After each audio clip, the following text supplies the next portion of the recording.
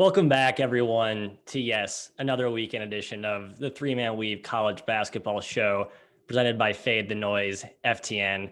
Jim, thank you for adhering to our very strict wardrobe policy. It is Spinny Saturdays, folks. I unfortunately am recording from my satellite campus in St. Louis. I came unprepared. Additionally, we have Mr. McKeon dealing with some technical difficulties. Thank you, folks, for being patient. We hope to have him make a Bill Murray-esque appearance in today's show. Jim, how you doing today, man? I'm sad that I'm the only one upholding the spinny hat tradition, Matt. I thought you'd be riding with me, but I will keep it spinning. We will have a spinny Saturday. The show must go on. It must go on. Jim, I have like a little Technicolor Adidas hoodie here to sort of make a kind of fill in for the spinny hat, but it's not the same. It's not the same. So hopefully the juju does not rub off on our plays in a bad way today. This show format, pretty standard. We have our 6-pack of segments, but we'll start off with the Big Bang, some previews of the biggest games today. Let's get right into it here, Jimbo. A lot of us today until Mr. McKeon joins. So we like to hear ourselves talk. What a perfect placemat for us to let that shine. Kansas headed to Oklahoma, headed down to Norman here. This is a rematch, folks, of the bout earlier this year when Oklahoma went to Allen Fieldhouse, gave the Jayhawks all they could handle. That was without Brady Manick and Jalen Hill, two of their key players who they get back today. They made their debut last game off the bench. We'll expect to see more of them now that they're out of COVID protocol. Jim, does that provide a big boost to the Sooners, or do you think they found something without those two, especially Manick?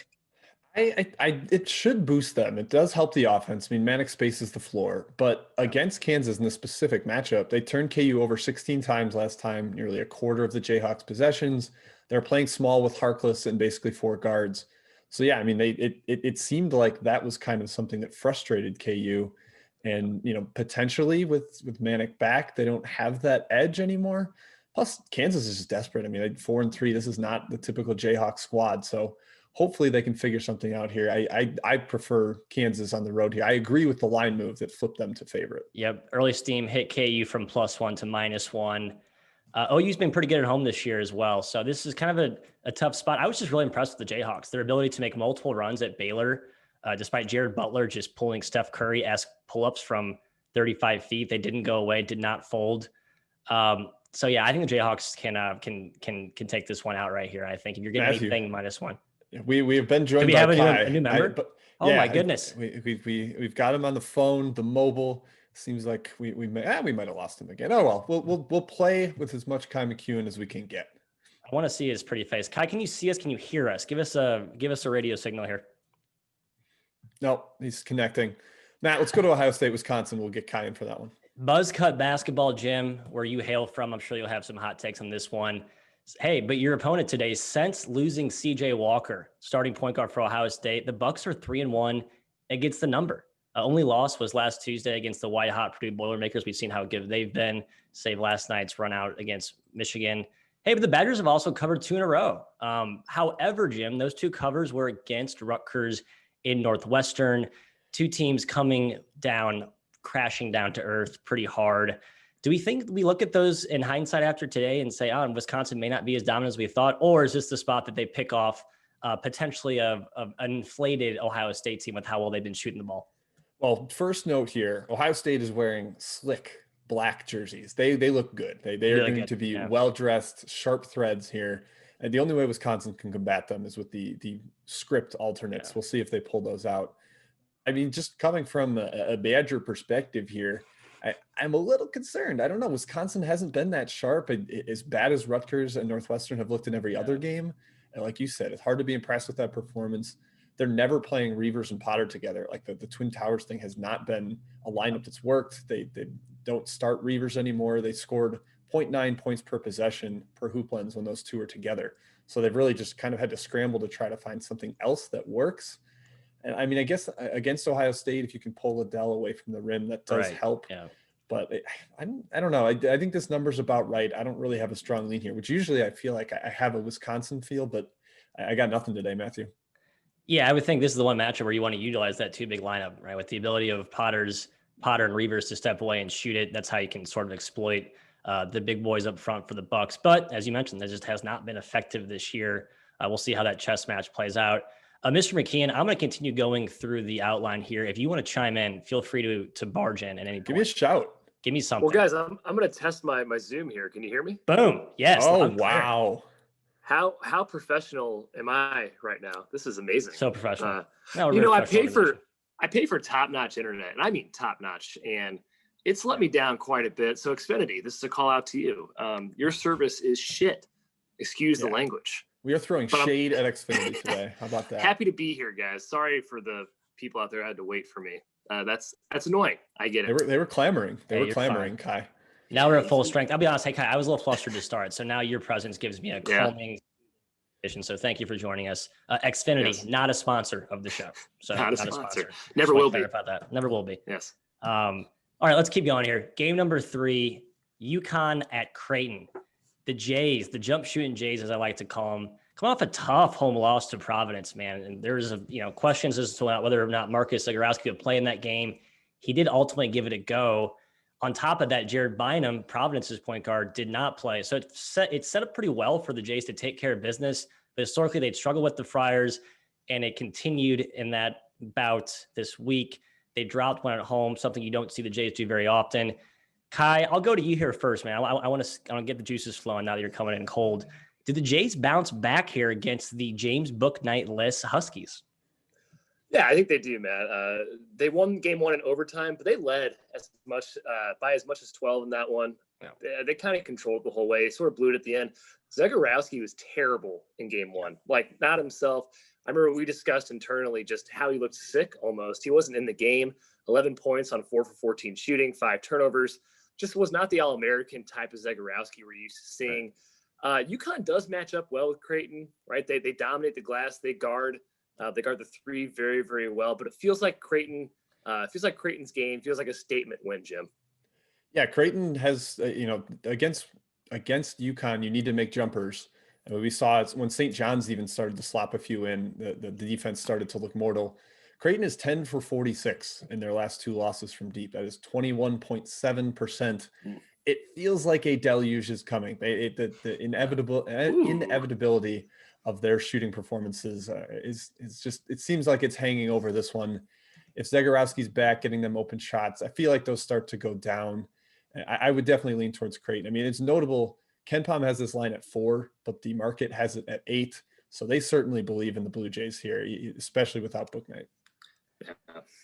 Yeah, Jim, I just watched I believe you mentioned this on Twitter, the Ethan Wragge 3-point explosion video versus Villanova. So I'm just like, that's fresh in my mind, and I'm almost envisioning a deja vu repeat of that today.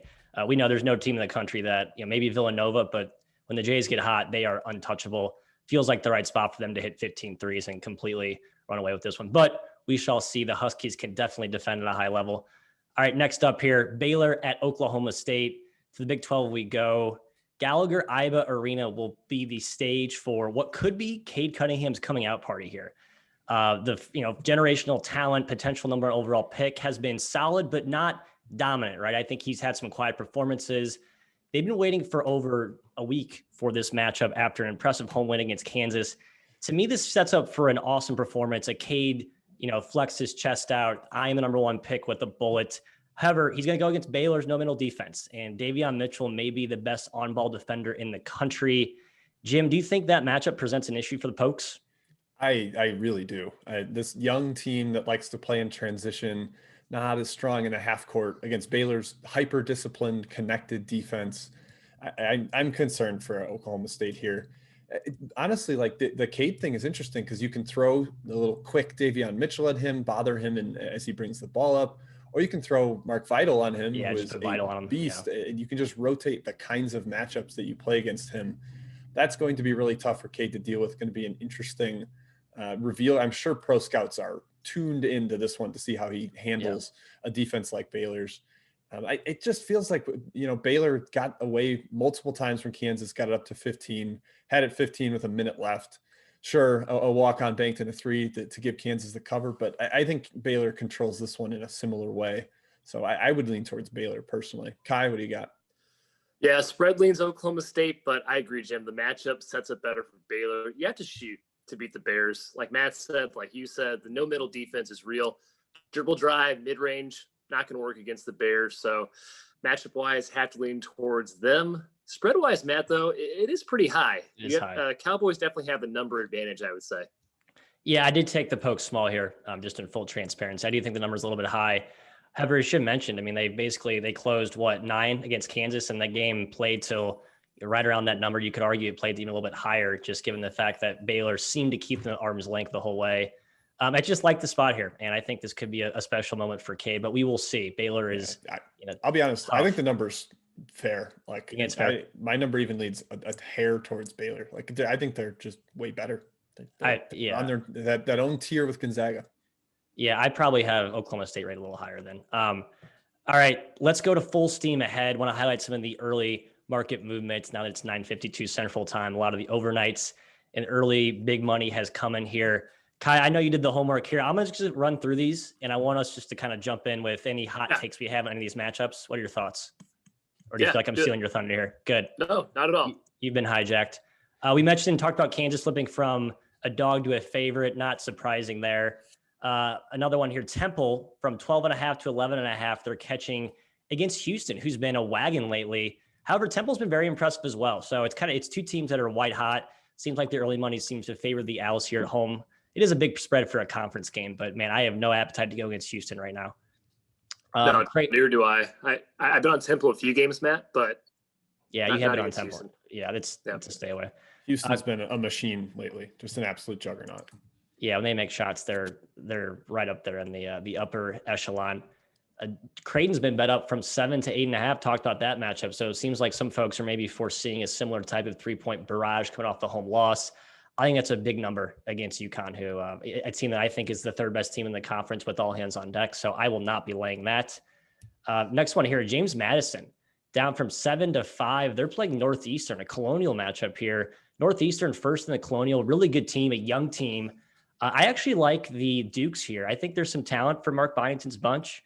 They're catching a young Northeastern team that I think could be prone to hitting a proverbial freshman sophomore wall. So that's just one that I'm eyeing as well, but 5's too low. I can't take it at 5. Yeah, Northeastern, I think probably a better dog and pick 'em type team as we've seen so far in the CAA, but a young team, hard to back them as a favorite. Completely agree. I agree with that anecdote there. New Mexico from -7 to -10. Well, it's because they're playing San Jose State, who is a complete and utter dumpster fire. Me, Jim, Kai, and Rob would be the 2nd through 5th best players on this team. It's basically the Richard / Dick Washington show. If he's off, this team has no hope. And I know, Jim, you're on the Lobos last game. Are you going to go back to that well today, or has the spread gotten too high? No, spread's too high. I mean, I think it's San Jose State or nothing. It wasn't like New Mexico just completely blew them out of the water in the first game. It hung around, 12 to 18 for most of the game. Got me a little nervous towards the end. New Mexico's just not a team that double-digit favorite. They don't have the offense to be laying that. So I would probably lean towards San Jose State. Yeah. Yep. I'm on the Spartans small, Matt. I hate it, but I am. That's how we are. Yeah, we have a lot of kind of close or one eye open, field position type bets today. So we'll see how those goes. Famous last words. Another one here, Mississippi State. The odds makers love Alabama. What's not to love? They've been pretty much invincible. So they opened this Alabama -14 at home against the Bulldogs of Stark Vegas. Got hammered down to 10, and I believe now has climbed back up with some counter punching to 11.5, 12. I love Mississippi State at 14. I just think they have two elite shot makers in Stewart and Molinar, but maybe I'm foolish for trying to go against this Tide steam, Jim. Matt, it is at 9 right now. It's at 9. Oh my goodness. Okay. I may step in and take Alabama at the other side. Like this, that's gone way too far right now. Yeah. And I mean, I get 14 felt too high, but I don't have any interest in going against Nate Oates. I agree, man. I was interested in the Bulldogs at 13-ish, but 9? Come on. Like I might have to step in with Jim on Bama here pretty soon. Yeah. My darlings, my darling Nate. You're darlings, and I'm trying to get in that relationship a little bit. You're not letting me, but we'll talk about that later. Absolutely not. Little love triangle. That's fine. I'll be the odd man out. Why not? The fourth fielder in a weird dynamic. Another one, Wake Forest opened as a dog +5. That's been hammered down to 2.5, 2 even in some spots. They are hosting Pitt. Pitt coming off that, I would say, impressive in asterisk. It was an asterisk next impressive win, but Duke is not really that good, so maybe it's not that impressive. But Justin Champagny has been a monster. So I guess if you're if you're on Wake Forest here, you're betting on Steve Forbes watching that game and game planning to stop Champagne as dominant as he's been. Kai, any play here for you or no? Well, I'm wearing a Pitt shirt, courtesy of Home Field. Are you? But it's Wow. not because I like Pitt in the game. I just think the shirt's really dope. I do lean towards Wake Forest. I think Pitt may be a little bit overvalued, Matt, with that recent Duke win. With honestly, they've been playing very well lately. I'll give them some credit, but I like Wake Forest in general. 2.5, I wouldn't take, but near the opener is something I was leaning towards. Steve Forbes, Jim, is an awesome coach. Yeah, I loved Wake at the opener. I loved Wake down to 3, but unfortunately under 3 makes me a little too nervous to recommend it. They've been playing an insane gauntlet in the ACC. They were at Virginia, at Duke, versus Louisville, versus Virginia Tech, at UNC. I mean, that is just like your blue blood line of teams. Now finally they get a game they can win outright. Oh, and by the way, they covered 4 of those. Yeah, right. Games. They're competitive in all of them. Yeah. Wake Forest is very feisty. And now they get a winnable game at home. They're 0-6 in the ACC. I think they've got a chance to get a young Pitt team that's riding a little too high. I'm not officially recommending, but I do think Wake might win this game. Yeah, it's kind of similar to we talked about UC San Diego yesterday. It's a team that got killed in their opening conference matchups. Now they finally have a team that's more, looking in the mirror, same weight class, and it just seems like that seems to play well for those type of dogs. So I agree there. Next one, Oregon State headed out west. They are taking on Oregon, a little in-state rivalry there. The border war line open at 12. It's been hit down to 9.5, 10, likely because I guess almost for sure because of the absences the Ducks will deal today. Down 2 starters, Chris Duarte and LJ Figueroa. Kai, do you think there's any value here on your beloved Beavers at the current number, or has it been bet out? There's still some value, Matt. Would you say 9.5, 10 right now? Yeah. Yeah, I think there's still value on the Beavers. I think Duarte and Figueroa being out, you have to lean towards Oregon State. This is the Civil War, though. This is a very, very Civil War. Sorry, I said border war. That's wrong. Excuse me. Sorry, Mizzou KU fans. Yeah, prominent rivalry in the state of Oregon. Yeah, man, the Beavers, they're not that terrible. 2 starters down, Jim. I lean their way. Yeah, and those are 2 very meaningful starters. Two guys with a lot of offensive punch for the Ducks. A lot is on Eugene Omorui's broad shoulders. Yeah. I'd still lean towards the Beavers, but it's past my strike where I would have taken them. Last one here, kind of a deep cut matchup. Cal Baptist hosting Long Beach State. Kai, I'm going back to you again. I know you have a strong take on this game. It started at 2. It's been bet up to -4. Oh, no, not me. Not you, is it Jim? Am I Jim. Jim, tell us why this line movement was the correct move. Well, I just think Cal Baptist is better. Long Beach State struggled with some injuries, some absences. They haven't played in 2 weeks. They've had issues with COVID shutdown of their own. Meanwhile, Cal Baptist has been really good. They brought in a bunch of transfers from outside the program, some guys that are down transfers, and they've threaded them together well, and they've played pretty well lately. So this is a strange, it should be a conference game, but it's actually WAC versus Big West. So I liked it up to 3, but of course it is past that now. So congrats, Market, you did it. Yeah, it's a good note, Jim. It's a non-conference game.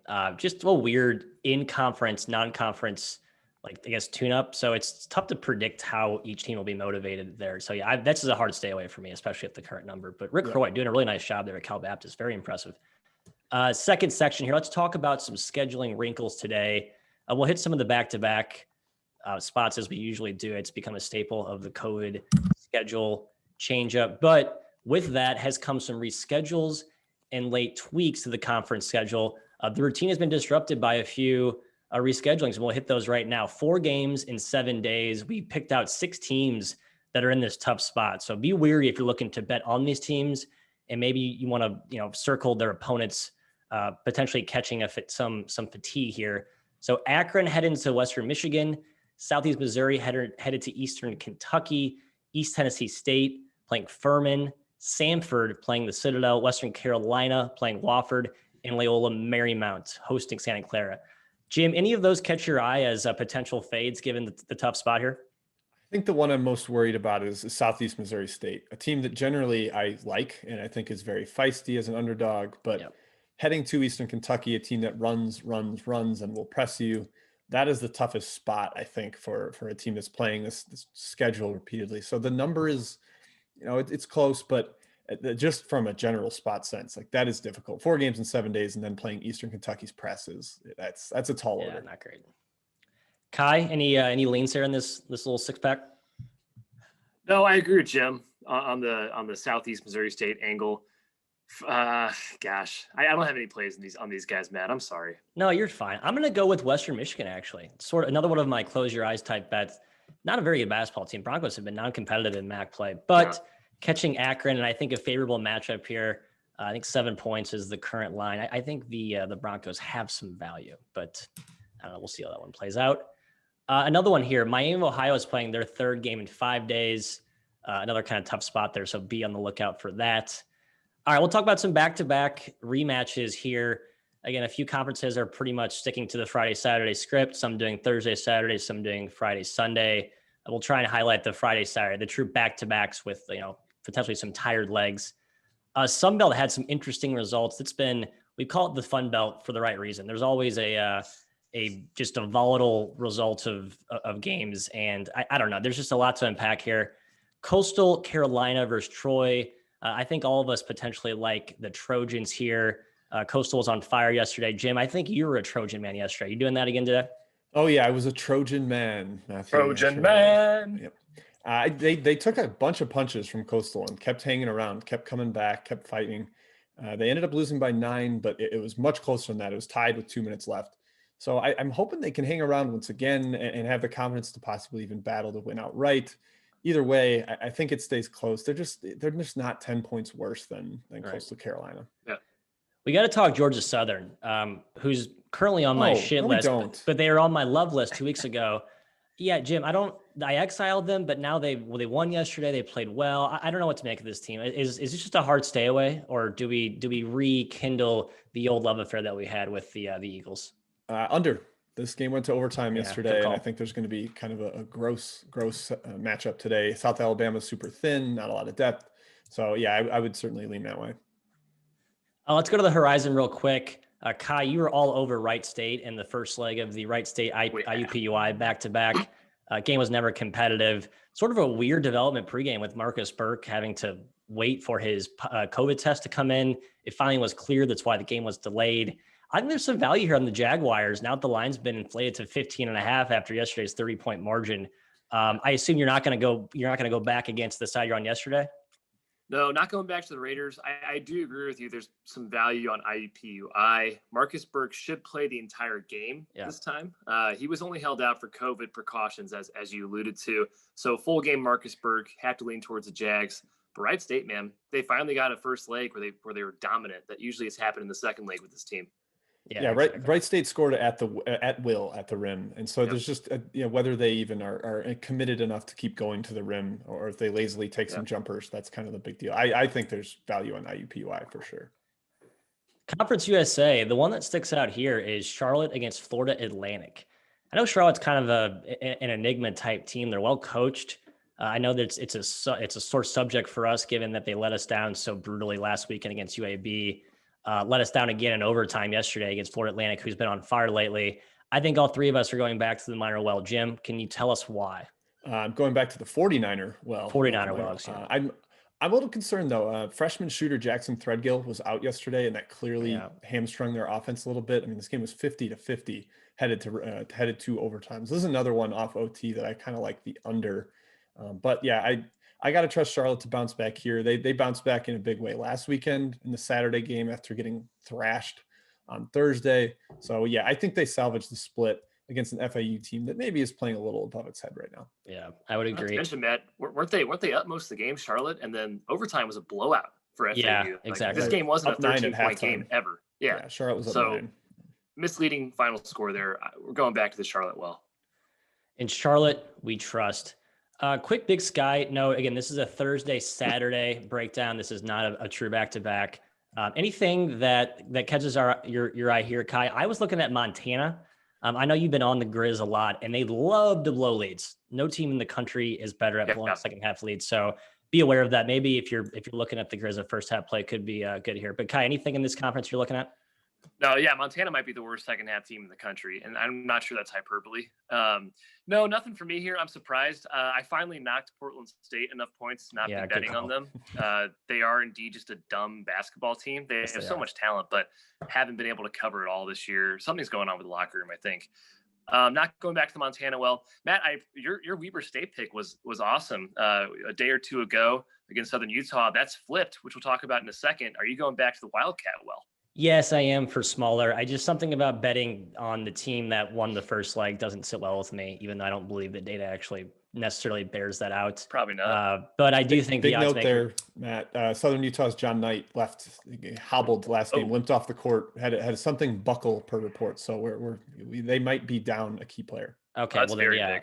Yeah, that's huge. And I would if that's the case, I would take Weber anything at -2 or better. I think the Wildcats are extremely undervalued in the market right now, coming off a tough season last year. I think Ken Palm and the analytic models have struggled to keep up with where Weber should be in a year when they're fully healthy and actually have talent, which both are true this season. So the MAC, MAAC, true back-to-back, crazy game last night in Siena St. Peter's. This is really the highlight of, I think, the conference slate yesterday.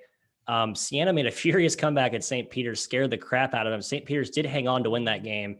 Jim, do you think the Saints get him back with a presumably fully healthy Jalen Pickett today? Yeah, this is one of my best bets. I think Siena gets it done. They were winning in the first half, and then the St. Peter's defense just became an absolute terror in the second half. Siena couldn't find a bucket. I think they'll be able to score a little more in this one. St. Peter's also a little short-handed, missing Doug Edert, the shooter, and Dallas Watson's been out for a while. So I even though St. Peter's is deep and athletic, Siena is the alpha in this conference, and I think they get it done today. Yeah, I think you're right too. I'd be scared to take points with St. Peter's there. The Big West, the one that jumps out to me, Mr. McKeon, the Bows of Hawaii, the Islanders. Man, they struggled yesterday though in their trip east across the Pacific Ocean. Got smacked in the mouth by Cal State Fullerton. What? A team that's supposed to be makes no sense. So, but hey, the silver lining of that is the odds makers overreacted. The line has been dropped down. It was -3.5 yesterday, Hawaii. I believe it opened at -1.5 today. So if you just throw that game out, call it a first travel to the mainland anomaly, you're getting 2 free points here. So it sounds like we're all in the Bows. Kai, is that correct?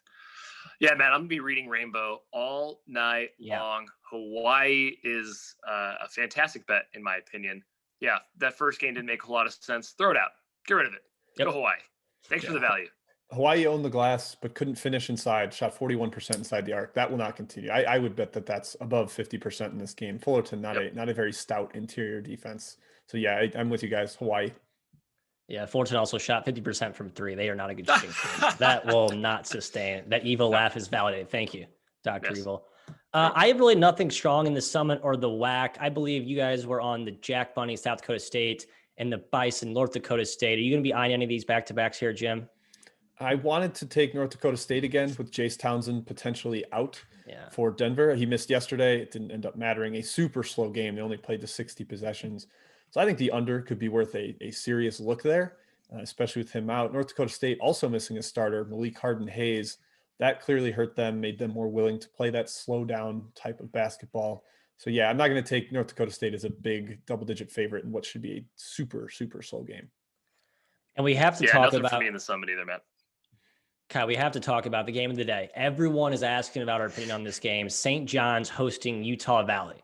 Yes, sure. Of course. Yes, Mark Madsen is quite literally mad. He's out of his mind, taking a random trip to the Bronx to play the Johnnies. The spread opened at 16, 15. I mean, this is such a toss-out game. I think the Johnnies could win by 30 here because they come at you with waves of pressure. Utah Valley has no incentive to play well in this game. It's a non-con game. Are you guys going to be on the Johnnies here, Kai? Yeah, I'm a big fan of the Johnnies today. Yeah. Why does Utah Valley care about this game? This is going to be, I assume, a very lackadaisical effort. I don't see them playing well at all. Now, you could say St. John's is going to have a huge letdown because they don't give a crap about this game either. Yeah. But I think it's more likely Utah Valley doesn't come to play. It's a lot of travel. It's a weird one-off non-conference game. So, yeah, I'm a Johnny's guy today. Yeah, I'm definitely a Johnny's guy. They might be missing Greg Williams, key guard, but I don't see why that matters against Utah Valley, a team that really struggles to handle the ball, struggles with quick guards, and that is basically all that St. John's is. So, yeah, as long as St. John's can finish at the rim against their size and not get completely destroyed on the glass, then I think Johns can run away with it. Jim, I'll give you credit for this last scheduling note here. Lamar coming out of a COVID pause. Last game was January 13th. So they actually did play 10 days ago. It wasn't a long one, but still the interruptions have proven to be to play a factor, albeit that impact has diminished, I would say, the last month. But Stephen F. Austin is not the team you want to play coming out of a little bit of a break. I watched Lamar struggle with pressure against Abilene Christian. Jim, do you think the Lumberjacks swarm the Cardinals today? Yes, I do. I don't know. I'll check the spread while I'm talking, but not all shutdowns are created equal. And Lamar was like fully quarantined, did not practice again until I believe either Thursday or yesterday. So they've just been off the court completely, which is a major problem. It's all over the place. The spread is 15, 13. I wouldn't take over 14. I just think 14. The value's kind of gone there, but yeah, it's a nightmare for them to come out and have to face a team that's going to throw like 10 bodies at them. Agree. I drew the line at 14 as well. So if you can catch 14, I think it's worth a taste. Kai, who is trending? Who's hot? Who's not? Nope. Chat mob. Oh, we got to talk about chat mob, of course, Shem. Most important part of our show. Let's get some inquiries here. Rapid fire. Yep. Okay. HODL Savage asked if we should fade the Sharps and take Bama. We mentioned that. I kind of think at this point it's into the Bama range. Yep. I'll stay away. Sharps, stay away. Hilarious. He also asked if we should be auto betting Prairie View A&M. I'm not auto betting them, but I think the number is ripe for them today. Mississippi Valley State against the best team in the conference, and Mississippi Valley State down 2 starters. Yeah, I mean, if Prairie View A&M doesn't win by 20, I'll be pretty shocked. Yeah, this spread might have changed. I saw it at 18, and even if they're on the road, Southern was a favorite by 23 against Mississippi Valley State. So yeah, Prairie View A&M I think has a ton of value today.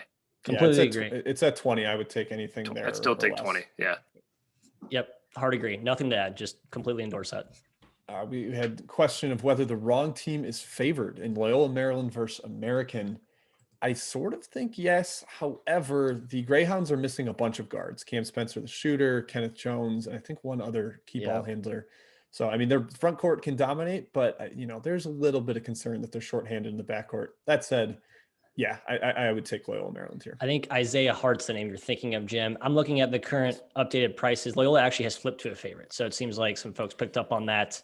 Yep. I still think there's even value up to -2. So I would still take it at -2. Yeah, I would probably agree. T. Dillon asked about a big one that we definitely should mention at some point on the show. So I'm glad we're getting to it. North Carolina State headed to UNC, big battle in Tobacco Road country. NC State got them the first time, kind of led basically throughout. It was a really impressive game from NC State. However, Manny Bates, questionable for this one. He had 14 points, 7 rebounds, 5 blocks in the first one. NC State's front court's really thin without him. It's basically DJ Funderburk, and that's it. Can't have that against UNC, who might be getting better with Anthony Harris back, and obviously a very, very strong front line. I lean towards North Carolina, but the number is out of my range. What about you, Kai? Yeah, number-wise, no lean, but spot taking UNC in my mind, Jim will say. I agree. Bates is key. They need him to compete with UNC, I think, today. I think UNC punches back a little bit in a revenge spot here. Yeah. Are we doubling down on Grand Canyon, Kai? Are we going back to the well? I am not, because Dazon Youngblood played. A big part of my first bet was that their key guard, Youngblood, would be out. He did come off the bench and played 15 minutes. Had a pretty solid, if unspectacular game. He'll be even better in this one, probably play an even bigger minutes workload. I unfortunately am staying away in that one. Really don't understand how Dixie State was able to compete yesterday. It's disappointing. Yes, it is. We've got Mizzou questions, Kai. Tennessee versus Mizzou. Obviously, Tennessee completely opened up a can of whoop on our Tigers in Columbia. Do we think that happens again? Yeah, 2 angles, I guess, Jim. You saw them blow us out the first time, and you might expect it again. On the other hand, Tennessee's not a good favorite. They've proven it this year. 7 points seems like a lot of points. I just think Tennessee matches up really well with Mizzou. Mizzou's offense not spectacular, and Tennessee can basically shut it down every single way. I'm not taking either side in this game, but screw it. I'll lean our Tigers, Jim, for the show, just because I'm a Mizzou grad, and that's what I do. I lean the Vols on the opener, but nothing that's up to 8 now. Kai, I thought that, by the way, as well. They're actually 8-4 against the number as a favorite this year, but I think a lot of those were against like very inferior competition. I think against SEC caliber competition, I'm with you. I don't like taking them as a shorter favorite, I suppose. Yep. All right, a couple other quick ones here. Lehigh I think they're at Holy Cross. Holy Cross is flipped to a favorite. I would take Lehigh there. I don't think Holy Cross should be a favorite personally. No, I don't either. Lehigh, I would like Lehigh.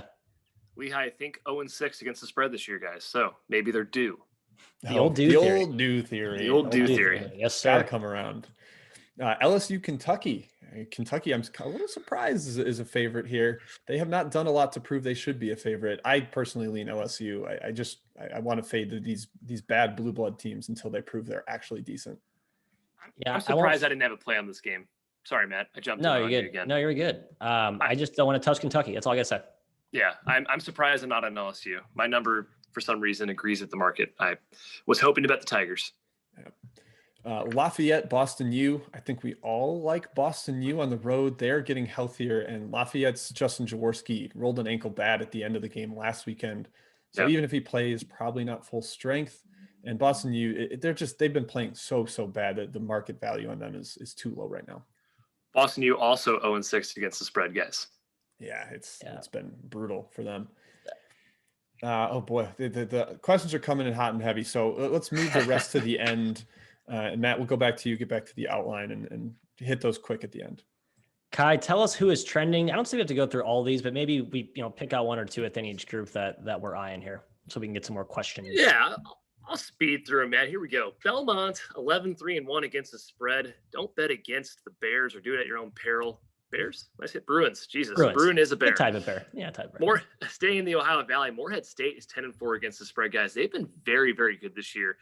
Much better than we thought preseason. I like them today again, actually, as a sort of a big favorite against Tennessee Martin.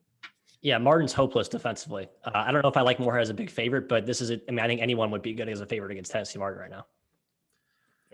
Yeah, Kiefer Martin, Eden Holt, their point guard, freshman, I think he was. Apparently he's off the team now. Kind of a weird situation there. So Tennessee Martin, probably not a great team to bet on right now or going forward for the next couple of games. JUCO guy. And Oklahoma transfer Hannes Poya has also been out. So, yeah, it's dicey for UT Martin. Obviously, they had some tragic circumstances in the preseason. Right. And it's rough for them right now. Northeastern 9-3 against the spread. We talked about them earlier. Surprised that game has come down that line, just given the ATS trends. Full disclosure, I don't pay attention to ATS trends. I just want to point it out that exists in the market currently. Army and Navy, they play each other today. They're both 8-2 against the spread. I kind of love both teams. I can't go against either one. I really do love both these teams. I'm surprised how well they're doing this year. Yep. Stay away from me. Hard, stay away. Lean Army, slight lean Army. That's it. And then Prairie View, we talked about briefly. They're 6-1 against the spread. So, hey, no reason they can't continue against Mississippi Valley State. Moving on to the bad teams against the spread. We talked about Lehigh and Boston, both 0-6. That's yikes. Mcneese State is a team that I totally believe is 1-6-1 against the spread. I've been on them way too many times in the Southland. I finally knocked them a bunch. Jim, they're one of those teams with a lot of talent relative to their conference, but they just haven't been playing very well. Yeah, awful team. There's no synchronicity with that team. There's no cohesion. It's gross. They've also been missing Chris Orlina, a solid starter, and it's just completely fallen apart. They play zero defense at all. Yeah, they're playing Houston Baptist, who doesn't play a lot of defense either. That game could get really, really out of hand. Duke is 1-8 against the spread, guys, and I like Louisville today. I'm a Cardinals backer. Let's go Big Red. They say that? Go Big Red. If they don't. I'm a Louisville backer as well. Similar to the Kentucky thing. Until these blue blood teams prove they are actually worth, not fading, then I think it's worth it. Especially Louisville's a solid team, short home favorite. They just played that crazy game against Florida State where FSU was unconscious to start the game. Yeah, cards for me there. One more here. San Jose State is 1-10 against the spread. I'm back in the Spartans like we talked about earlier against New Mexico. Hopefully they move to a pristine 2-10 against the spread. Moving to overs and unders, guys. Furman continues to be hot on the over, 9-2. We talked about them playing a tired, perhaps, ETSU team today. Yeah. Maybe lean towards the under for me in that game, Matt. Yeah, I agree. I just don't think they're going to run that much. East Tennessee State is too smart. I don't think they will have any appetite to make this a track meet, given the tired legs they'll probably be dealing with. Perhaps a bit surprising. St. Joe's 9-3 to the over. They play George Mason again today. I mean, I'm staying totally away from this game, Jim. Do you have a lean either way? I have no totals takes today, guys. I am No totals deferring, passing on pretty much all totals, except for some of these teams coming off overtime. So that's all I got. Two more surprising over teams here. Southern Utah 8-2 to the over. Their defense has not been what I thought it was going to be Terrible this year. Defense. That's been the main factor of them hitting over every single game. And UC Irvine is 6-2 to the over. I can't explain that one, to be honest. I don't really understand that. Matt, do you? Their offense is better. Their pace is a little bit higher. They're actually pressuring a little more, so their games have been helter-skelter at time. That's the only explanation. I mean, they're still really good defensively, as they always are. So, yeah, it doesn't really add up with the image we have of that team. To the under, Delaware, 1-8 to the under. Yes, makes sense. They hyper short-handed. Twice. They've been playing slow because the lack of healthy bodies. Ole Miss is 2-11 to the under. One of the big reasons I like Texas A&M today, actually, not a lot of possessions in that game. I think A&M can hang with them, as we'll get to later. Troy 2-9 to the under. Let's go Trojans, Trojan man. Hopefully they can hang with Coastal Carolina for the boys today. Yeah, that one skyrocketed over yesterday. I mean, there was like 170 points. So perhaps there's some comeback down towards the under. Abilene Christian 3-7 to the under. They're just a dominant defensive team in the Southland. Well, here's why. State got them, Matt, in the last game. I was lucky to be on the Bearcats there. Here's why the under is so good for Abilene Christians, because teams are shooting 24% against them from three. We talked about Arkansas last year as like an automatic team that there's no way teams will shoot this badly from three. They're awesome defensively, but they're not influencing teams to shoot 25% from behind the arc. So I think the over is probably going to have some value going forward. Last one, an interesting one. Auburn's 5-10 to the under. However, they're 2-2 their last four, split overs and unders. I think this starts to lean towards an over team pretty soon because of Sharif Cooper's emergence. And as they get more healthy with Powell coming back someday, he's got a concussion still working through protocol. But I think they're a team that's going to start trending to the over, Jim. Yeah, I would agree. And I know Matthew is on it today. I am on it. I would like Powell to play. He's not going to play, but I think when they get Powell back along with Cooper. I don't think he's even really practiced yet. Yeah, he's still in concussion protocol. Yeah, so not good. All right, that's it for Who's Trending. Roster Roundup to Jim. Roster Roundup, yep, got a lot of injuries, so going to fly through these, not really dwell on any of the ones we've already hit. Providence, Jared Bynum, game time decision, mentioned him, their key point guard. Auburn's Justin Powell, as we just mentioned, also questionable, probably out. Florida is a big one to mention here. Colin Castleton missed their last game. Their starting center, Scotty Lewis, missed last game with COVID protocol issues. He's supposed to be a game time decision. This is a big toss-up for the lineup here for the Gators. Yeah, I took the Gators, Shem. I'm hoping I get one of these guys to play. I think it's a good spot for them. Catching Georgia off that big win. I know they're off their own big win. It's Tennessee, but I think it's more of a momentum booster into a potential surge here for the Gators, a team that I'm kind of high on still. Yeah, without Lewis, I kind of lean towards Georgia there, unfortunately. I don't understand how they beat Tennessee, Jim. I don't get it. I'll never like 30. It's like by 30. We're even close. I'll never get it. I never will. Ohio State getting CJ Walker back. He's going to try to play through his injury, but Jimmy Soto's still out. They've been just fine without those guys, and honestly, not a huge number swinger there for CJ Zero Walker's impact return. for me. Zero impact for me. On the other hand, UCF getting Darius Perry back, the Louisville transfer guard. They've been a disaster without him, but very, very solid with him. So it seems like this could be a big market changer for you, Matthew. Yeah, I was going to take SMU, but the news of him coming back is why I ultimately shied away because the number got away from me. I would have hopped in at 3, maybe even bought the hook there at 3.5, but now I think it's up to 4 in most places. So no play for me there with Perry back. Yep. Okay. NC State, mentioned Manny Bates is iffy. No James Bouknight for UConn. Obviously, he's out for a little while. Alonzo Frink and Jalen McCreary both still out for South Carolina. They're in the COVID protocol themselves.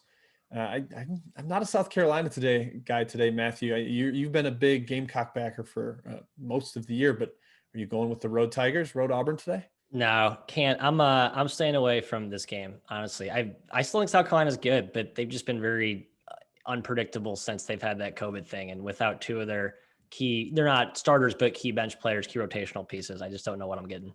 Yep. I'm an Auburn guy, Jim. Yeah, there you go, Kai. I'm with you. Auburn. Let's go. Yep. Let's go Tigers. Stanford, Matt, another team that is darling of yours. They have been ravaged. On Thursday, they were due to be without Bryce Wills, Dejon Davis, Zaire Williams. They're 3, perimeter starters. We potentially could be without all three again today. The line and the pattern of betting on UCLA today certainly seems to reflect that. Are you waving the white flag on Stanford, Matt? Yeah, until they get players. They're the walking wounded right now, so I cannot bet on that zombie skeleton team. I just cannot. Even though I think it's actually a decent spot and could be a good value if like two of those guys were playing or one even. But no, they're all out. Absolutely not. This team does not have depth, so stay away. Whispers that it's not all injuries too. There could be other things going on with Stanford right now. They haven't been able to play at home. They've been living out of a hotel. That's brutal for a college basketball team. Staying in that part of the country, San Diego has been missing Joey Calcaterra and Yawen Masalski. They're two best players, the last two. Kai, I think you lean towards the Toreros today. Are you still okay with it if these two guys miss, or are you checking the lineup? I'm not a huge fan of the play, Jim. So it's really just a lean for me. Yeah, that's my answer. I would not recommend it to anybody with those two guys out for sure. And Portland could be without Ali and Isaiah Dasher, if I'm getting that name correct as well. So you could definitely line up checks. Last game though. So. That's right. He came back last game. Okay, so it's just Dasher then. But yeah, lineup checks are necessary on both sides there. Yep. I would probably prefer San Diego. I just think they're better coached and will be a smarter team. More fun to back a smarter team. Yeah.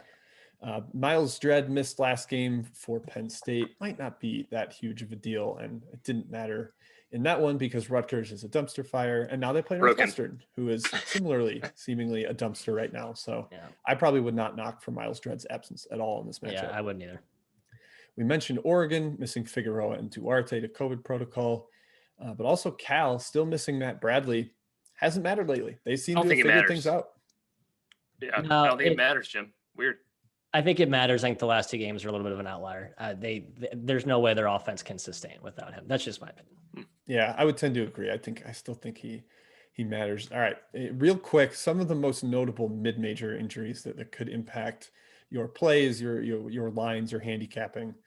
FIU was missing Eric Levette and Radshot Davis yesterday, two of their best players. They've been out for the past two.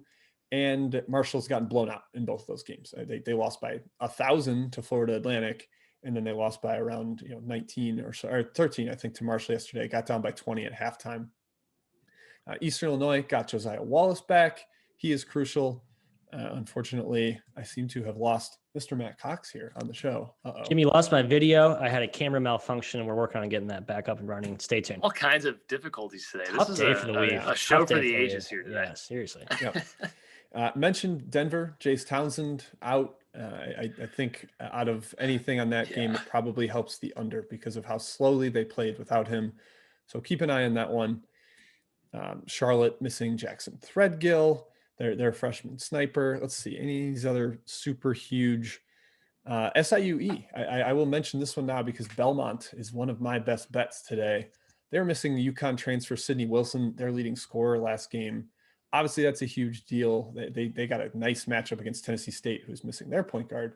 So now they play a much better Belmont team that can handle the ball.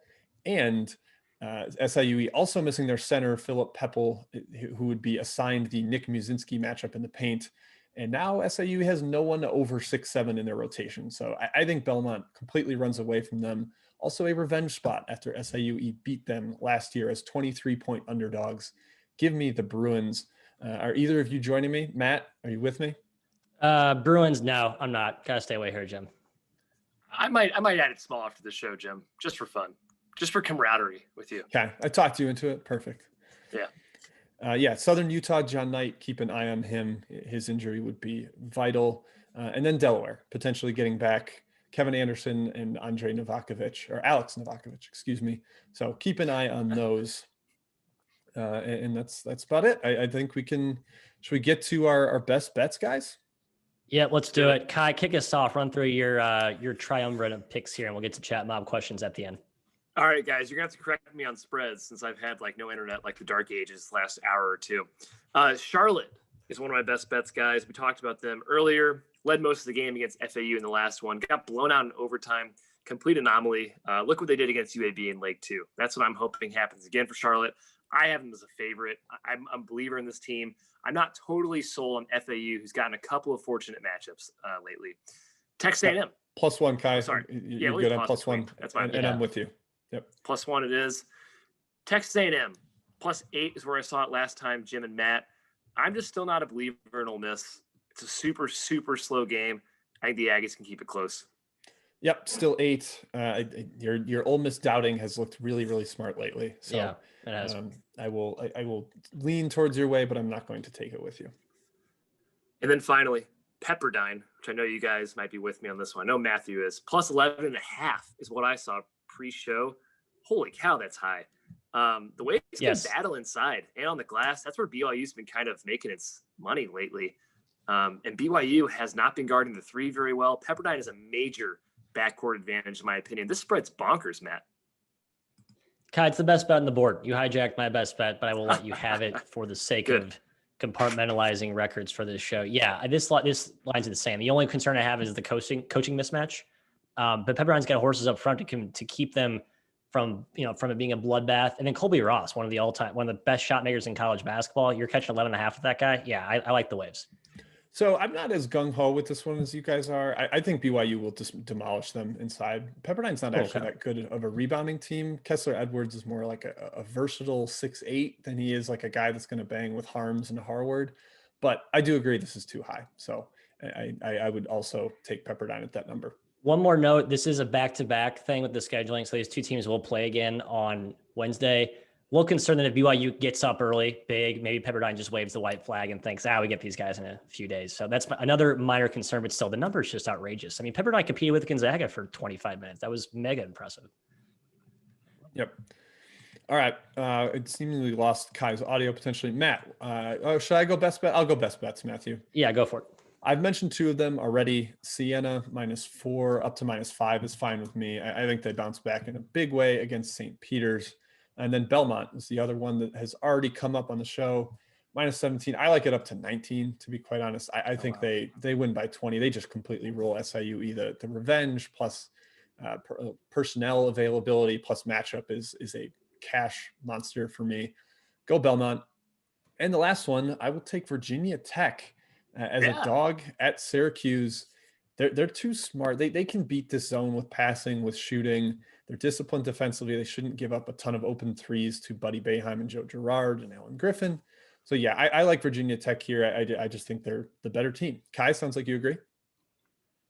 I do. I agree with Virginia Tech wholeheartedly, Jim. I love the Siena play. And hey, like I said, I like the Belmont play. I'm hopping on with you for Belmont, a little bit a smaller play for me, but still, your best bets they're pretty great, Jim. I love it. I'm sure Matt's going to throw some cold water at him though.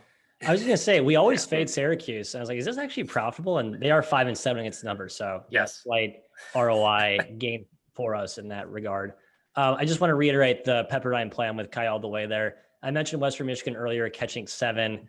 A little worried the Broncos might just be outgunned, but the spot is ripe for a game that they play well. They catch a sleepy outgunned, outmanned, outnumbered, outland. So I'm betting. Is that really? Oh yeah, I've seen that many moons ago. That's one of the first to see it in Chicago, Kai. So it's been a while for me. I just think the Broncos are going to be okay in this game. So I think they can catch the zippity doodah sleeping. And I mentioned the Bows, my third best bet here. -2 is where I would draw the line. I don't know if I like -3 as much, but I just think they beat Fulton. They're the better team. They throw out yesterday. They defend the 3-point line better. They get their offensive rebounding, their inside game going. I like the Bows. I would take -3, Matt. Good. You should. Yep. I like Hawaii as well. Would prefer to. All right. Let's ask the chat mob what they're asking us. Kai, Jim, or Jim, you're leading the charge here on chat mob. I'm not sure Kai's been able to manage chat mob in addition to his own internet fiascos. No. So yeah, we mentioned Virginia Tech at Syracuse. I'm a Virginia Tech guy. So check that one off. Arkansas and Vanderbilt. Man, I know you've backed Vanderbilt a couple times this year. Yeah. Arkansas has the look of a broken team right now with how they've played lately. What do you think here? Are you backing the home dog, Vandy? I probably should. I only made it 6, and the Vanderbilt got Clevon Brown back there, one of their key big guys. Does he matter? I don't know, but he's an extra body, and this team has been without depth. So I think anyone that is a rotational piece helps, like a half point of value. So I would lean Vandy for sure. I'm not going to take it. I think Arkansas is still better than how they played. I think there's a little bit of rut. They'll get out of it with Justin Smith back. Okay. All right. Stony Brook at NJIT out of the extra board. Wow. Kai, do you have any takes here on Stony heading on the road? I actually think this game might be postponed. Wait, so Binghamton was playing NJIT and that got postponed. So unless they did a really quick switch, I don't think we have that one. They might have done a switcheroo. Let's go to one, Kai, that I know you do have a take on. Valparaiso at Bradley. I'm sorry. That is not the – that's Illinois State. Valparaiso at Illinois State. Yeah. Take that one. Valpo. Nick Robinson, guys, one of Valpo's best players, did opt out for the season. Really strange situation there. Matt Lodich basically said, hey, you can't keep maybe playing, maybe not playing. So either opt out of the season or commit to playing against DePaul. He was not comfortable playing in Chicago due to COVID reasons. So Nick Robinson is opted out for the year. I think with more certainty, Valpo is going to bounce back now. They're not relying on Nick Robinson to come back or not. And I think Illinois State is still not a very good team. I think they've gotten a little bit overinflated value, Matthew. You mean just off the Bradley one? Yeah, it's possible. I think Illinois State just can't possibly as bad as what we saw them earlier in the year. So I think they're actually a buy low to some degree. The worst team in the Valley, in my opinion, still, but not 2 tiers away from the rest of the pack. Yeah, they've gotten crushed in the Valley so far, but they played Loyola and Missouri State, the 2 teams with giant centers, and that is certainly not the way Illinois State plays. Matt, we mentioned Duke at Louisville. Give me real quick your Duke take. Are you just throwing them in the trash, or are you staying? Yeah, they're in the trash. Trash has been taken out. The bag's been lit on fire. The trash man came and it's being sent off to a compost. So yeah, don't touch Duke. Beautiful. Jets Pete asked, and I'll direct this to Kai, how low would a Riverside Bakersfield total have to be for you to not take the under? I took it at any price today. The 47-45 game yesterday, I should have trusted my Bakersfield number. I only had a small bet on them. Should have made it a lot bigger. 92 points yesterday. I think it's going to go under. These teams are going to just rock fight each other to death. They match up so well with one another on either end. Yeah. Under. Staying with you, Kai. Home Minnesota. Do we back them again against Maryland? They're the best team in the country, Jim, but this is a really, really, really high spread. So I am not actually going either way on this one. I took Maryland small. I did a little bit. Maryland might be the best road team in the Big Ten. Yeah, Maryland's good on the road too. Very good on the road. Yes. Yeah. I would lean towards home Minnesota. That's kind of like a gravy train. Wait till it expires. True. Yeah. Matt, let's go to you for this one. Sean Lutz asked about St. Mary's at San Francisco. The Dons are favored over Randy Bennett.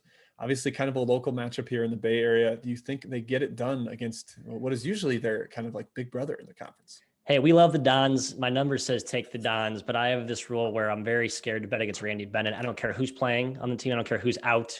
In this case, it's Alex Dukas, their second leading scorer, very important wing.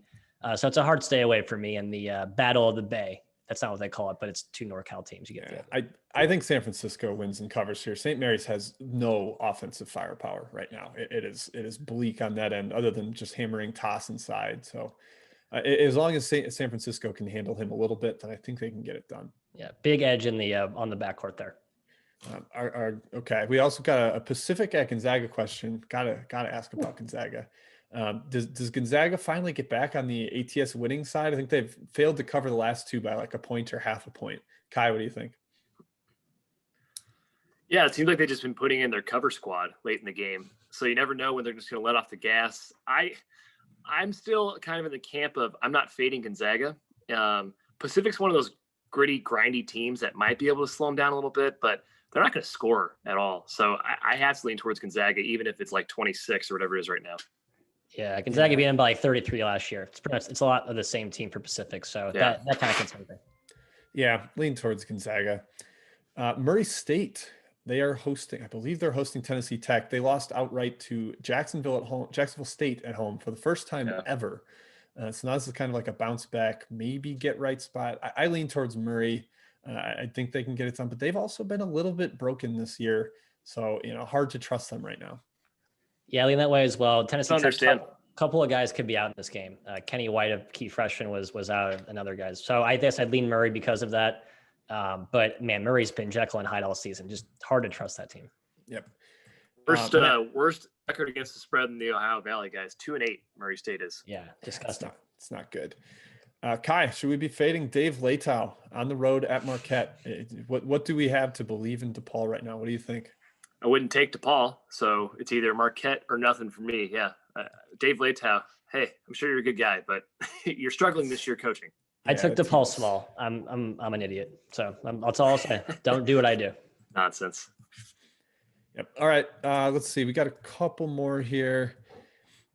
Will Army Navy be super high scoring? We didn't quite mention the total with that earlier. I don't like Navy games to go high scoring really, but Army on the other hand is a high scoring team, so I don't have a feel for that one. No feel for me. No total feel at all. Sorry, question. All right, I think this is the last one. Matt, West Virginia, Kansas State. K-State super shorthanded. Do you think they get rolled by the big boys at West Virginia? I think both teams could be shorthanded here. I like the under for that reason, especially at K-State without Nigel Pack, their primary freshman creator. I don't know how they score, how they initiate offense against West Virginia. Similarly, I think the pace will be very, very slow. Both sides will just have a handshake agreement to play this in the half court. I like the under. All righty. Okay. There's a couple others, but we're never going to be able to cover every game on the slate. So unfortunately, we're going to cut it there. We did go long. Matthew, sign us off here. Thank you. Thank our friends at FTN. FTN, thank you for dealing with our technical difficulties behind the scene. And thank you, listeners, watchers, for your patience, for your contributions. Catch us back next week, same time. Until then, good luck. Take care.